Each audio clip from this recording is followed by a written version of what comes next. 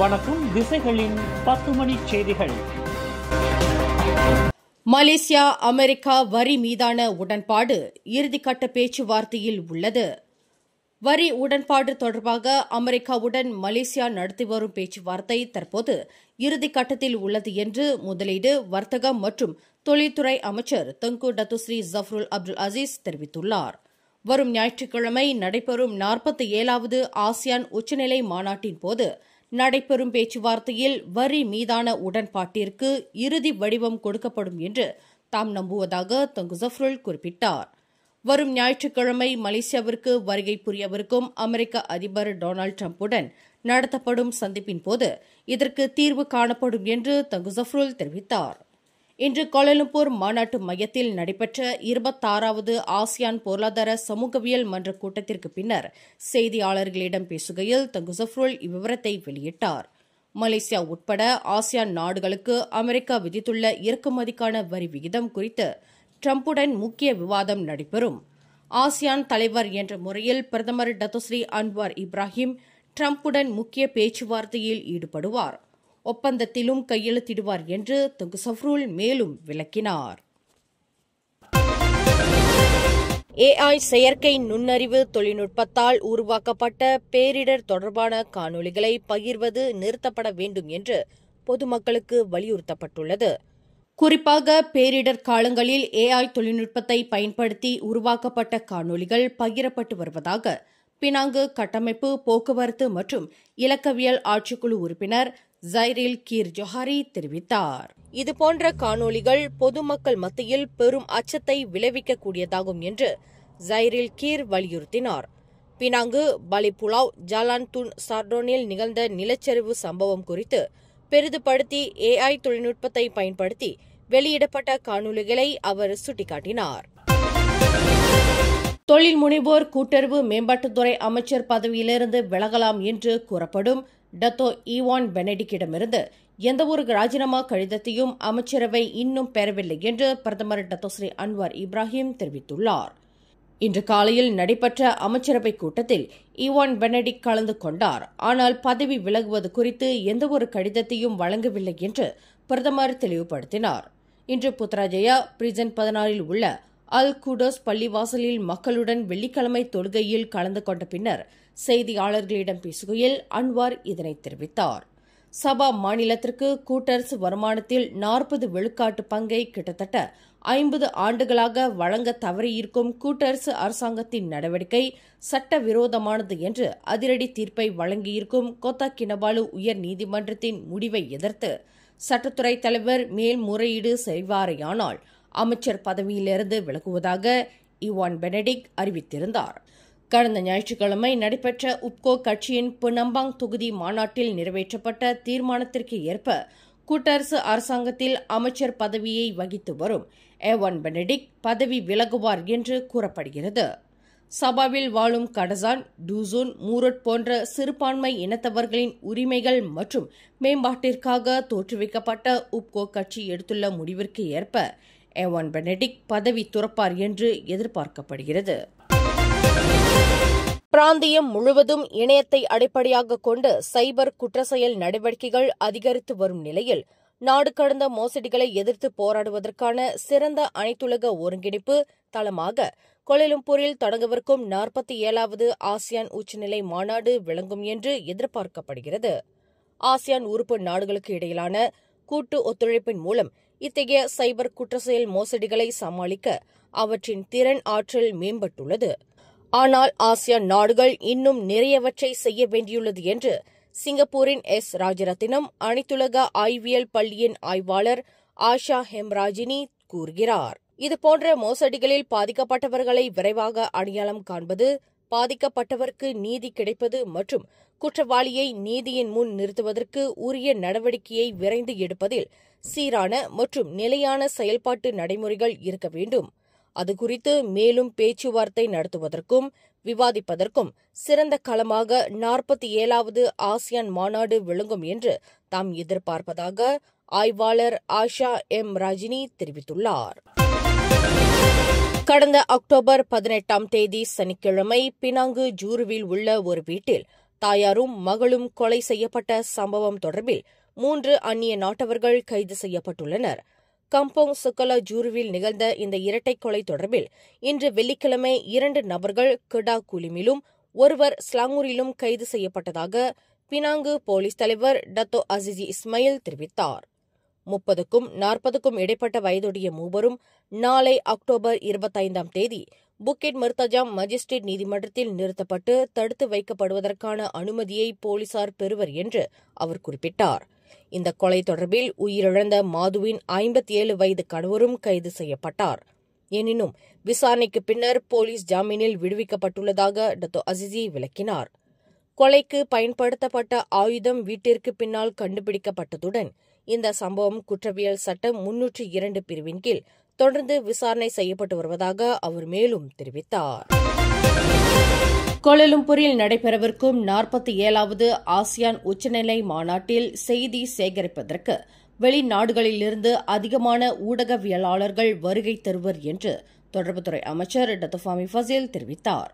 இதன் மூலம் உபசரணை நாடு என்ற முறையில் மலேசியா ஏற்பாடு செய்துள்ள 47வது ஆசியான் உச்சநிலை மாநாடு மற்றொரு வரலாற்று சாதனையை படைக்கவிருக்கிறது என்று டத்தோ ஃபாமி குறிப்பிட்டார். ஜப்பானில் இருந்து மட்டும் அதிகமான ஊடகவியலாளர்கள் வருகை தரவிருக்கின்றனர். அந்த நாட்டில் மட்டும் கிட்டத்தட்ட 300 ஊடகவியலாளர்கள் வருகை புரியவிருப்பதாக இன்று புத்ராஜயாவில் நடைபெற்ற தொடர்புத்துறை அமைச்சின் வாராந்திர செய்தியாளர்கள் கூட்டத்தில் ஃபாமி இதனை தெரிவித்தார்.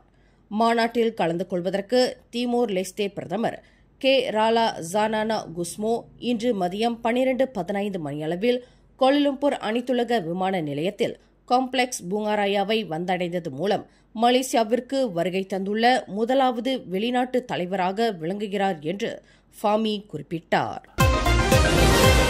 சர்ச்சைக்குரிய அரசியல் வலைப்பதிவாளரான பாப்பாகோமோ என்ற வான் அஸ்ரி வான் டேரிஸுக்கு எதிராக நாடு தழுவிய நிலையில் பிகேஆர் கட்சியின் இளைஞர் பிரிவு 14 போலீஸ் புகார்களை செய்துள்ளது. 933 என்ற டிக்டாக் கணக்கில் பிரதமர் டத்தோஸ்ரீ அன்வார் இப்ராஹிமை அவமதித்து அவதூறு தன்மையில் பேசியதாக கூறி பாப்பாகோமோவிற்கு எதிராக பிகேஆர் இளைஞர் பிரிவு போலீஸ் புகார் செய்திருப்பதாக அதன் அணி திரட்டல் பிரிவின் தலைவர் பரிக்குல் ஜமான் தெரிவித்துள்ளார்.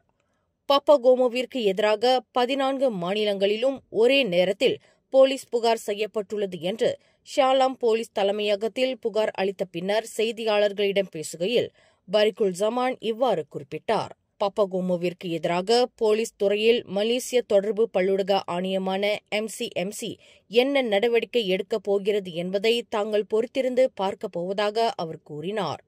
பிரதமருக்கு எதிராக பாப்பாகோமோவின் குற்றச்சாட்டுகள் கடுமையானதாகவும் தீங்கிழைக்கும் நோக்கில் உள்ளன என்று பரிக்குல் ஜமான் தெரிவித்தார். திருமண வைபவங்கள், கலாச்சார நிகழ்வுகள், நிதி திரட்டும் விருந்து உபசரிப்பு போன்ற நிகழ்வுகளில் மதுபான விருந்து உபசரிப்புக்கு சீன பள்ளிகளின் மண்டபங்களுக்கு அமைச்சரவை விலக்களிப்பு வழங்கியுள்ளதாக சீன பத்திரிகையான சின்சு டெய்லி கூறுகிறது. கல்வி அமைச்சின் கீழ் உள்ள நடப்பு விதிமுறைகள் நிலைநிறுத்தப்படும், புதிய தடைகள் எதுவும் விதிக்கப்படாது என்று அமைச்சரவை முடிவு செய்துள்ளதாக அந்த பத்திரிகை தெரிவித்துள்ளது. இந்த செய்தியின் உள்ளடக்கத்தன்மையை ஜாசேகா பொதுச் செயலாளரும் போக்குவரத்து அமைச்சருமான ஆந்தனி லாக் உறுதிப்படுத்தியுள்ளார். பள்ளி நேரத்திற்கு அப்பாற்பட்டு பள்ளி வளாகங்களில் நடைபெறக்கூடிய எந்தவொரு நிகழ்விலும் மதுபானம் உபசரிப்பு இருக்கக்கூடாது என்று நாடாளுமன்றத்தில் பிரதமர் டத்தோஸ்ரீ அன்வார் இப்ராஹிம் நேற்று தெரிவித்திருந்தார். எனினும் இந்த விவகாரம் இன்று அமைச்சரவை கூட்டத்தில் சூடான விவாதமாக மாறியது. அரசாங்கத்தின் இந்த உத்தேச பரிந்துரைக்கு ஆந்தனி லாக், ngா கோமெங், சங் லீகாங் மற்றும் தியோங் கிங் சிங் போன்ற சீன அமைச்சர்கள் கடும் எதிர்ப்பு தெரிவித்ததாக கூறப்படுகிறது. கில்லான் பள்ளத்தாக்கு கிழக்கு பகுதியின் புதிய விரைவு நெடுஞ்சாலையான EKVE செக்ஷன் 1வது பிரிவில் இன்று பின்னிரவு முதல் டோல் கட்டண விதிப்பு அதிகாரப்பூர்வமாக தொடங்குகிறது. காஜாங் சுங்கைலோங், பண்டார் மக்கோத்த செராஸ், ஹுலுலாங்காட் மற்றும் அம்பாங் UK பெர்டானாவை இணைக்கும் 24 கிலோமீட்டர் தூரத்தை கொண்ட முதல் கட்ட பாதையான EKVE நெடுஞ்சாலையை பிரதமர் டத்தோஸ்ரீ அன்வார் இப்ராஹிம் கடந்த ஆகஸ்ட் மாதம் அதிகாரப்பூர்வமாக திறந்து வைத்தார். 2 மாத காலம் டோல் கட்டணம் இலவசமாக வழங்கப்பட்ட நிலையில் அக்டோபர் 25ஆம் தேதி நள்ளிரவு 12 மணிக்கு டோல் கட்டண விதிப்பு தொடங்குகிறது என்று ஈஸ்ட் கிளாங் வேலி எக்ஸ்பிரஸ்வே நெடுஞ்சாலையை நிர்வகிக்கும் EKVE சென்ட்ரியன் பர்ஹட் அறிவித்துள்ளது. தனது 10 வயது மகளை பாராங்கினால் தாக்கி காயம் விளைவித்ததாக தந்தை ஒருவர் கோலாலம்பூர் செஷன்ஸ் நீதிமன்றத்தில் இன்று குற்றஞ்சாட்டப்பட்டார். நீதிபதி டாக்டர் அஸ்ருல் அப்துல்லா முன்னிலையில் நிறுத்தப்பட்ட 49 வயது விஜேஷ் என்ற அந்த நபர் தனக்கு எதிரான குற்றத்தை ஒப்புக்கொண்டார். இதனைத் தொடர்ந்து வரும் அக்டோபர் 29ஆம் தேதி தீர்ப்பளிக்கப்படும் என்று நீதிபதி அறிவித்தார். கடந்த அக்டோபர் 22ஆம் தேதி அதிகாலை 1:30 மணியளவில் கோலாலம்பூர் வாங்சமாஜு ஸ்தாபாக்கில் உள்ள ஒரு அடுக்குமாடி வீட்டில் விஜேஷ் இக்குற்றத்தை புரிந்ததாக நீதிமன்றத்தில் தெரிவிக்கப்பட்டது. பெண் விவகாரம் தொடர்பில் ஷாலாம் பண்டார் சத்யா அலாம் ஜாலான் சத்யாவில் நேற்று நிகழ்ந்த கைகலப்பு தொடர்பில் போலீசார் 3 கைது செய்துள்ளனர். மேலும் ஒருவர் தேடப்பட்டு வருவதாக ஷாலாம் மாவட்ட போலீஸ் தலைவர் ACP முகமது இக்பால் இப்ராஹிம் தெரிவித்தார். பிற்பகல் 3:51 மணியளவில் நிகழ்ந்த இந்த சம்பவத்தில் மொத்தம் 4 நபர்கள் சம்பந்தப்பட்டுள்ளதாக அவர் குறிப்பிட்டார். பொது இடத்தில் நிகழ்ந்த இந்த கைகலப்பை அங்கு குழுமியிருந்த மக்கள் தங்கள் கைபேசி கேமராவில் பதிவு செய்திருப்பதையும் ACP முகமது இக்பால் சுட்டிக்காட்டினார். இந்த கைகலப்பு தொடர்பில் கிடைக்கப்பட்ட தகவலை அடிப்படையாக கொண்டு அன்றிரவே நடத்தப்பட்ட சோதனையில் 69 மற்றும் 44 வயதுடைய 2 நபர்கள் ஷாலாம் போலீஸ் நிலைய வளாகத்தில் கைது செய்யப்பட்டனர். 22 வயதுடைய மேலும் ஒரு நபர் கில்லான் தாமான் காப்பாரில் கைது செய்யப்பட்டதாக அவர் குறிப்பிட்டார். இந்த சண்டைக்கு பயன்படுத்தப்பட்டதாக நம்பப்படும் 36 அங்குலம் நீளம் கொண்ட மரக்கட்டை ஒன்றை போலீசார் பறிமுதல் செய்திருப்பதாக அவர் கூறினார்.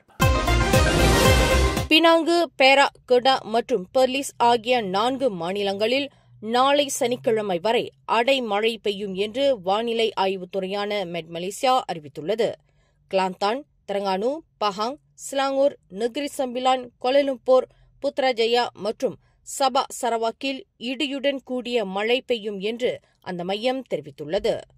நெகிரி சம்பிலானில் ஜெலுபு, சிரம்பான், போர்டிக்சன், பஹாங்கில் Cameron Highlands, Lipis, Raub, Temerloh, Jerantut, தெரங்கானுவில் பசூட், குவாலனராஸ், உளு தெரங்கானு முதலிய பகுதிகளில் இடியுடன் கூடிய மழை சற்று கடுமையாக இருக்கும் என்று அந்த மையம் ஓர் அறிக்கையில் தெரிவித்துள்ளது. மேலும் செய்திகளை தெரிந்து கொள்ள கீழே இருக்கும் பெல் பட்டனை அழுத்துங்கள். உங்கள் மகிழ்ச்சியை வெளிப்படுத்த லைக் மற்றும் ஷேர் செய்யுங்கள். தொடர்ந்து திசைகளோடு இணைந்திருக்க சப்ஸ்கிரைப் செய்யுங்கள்.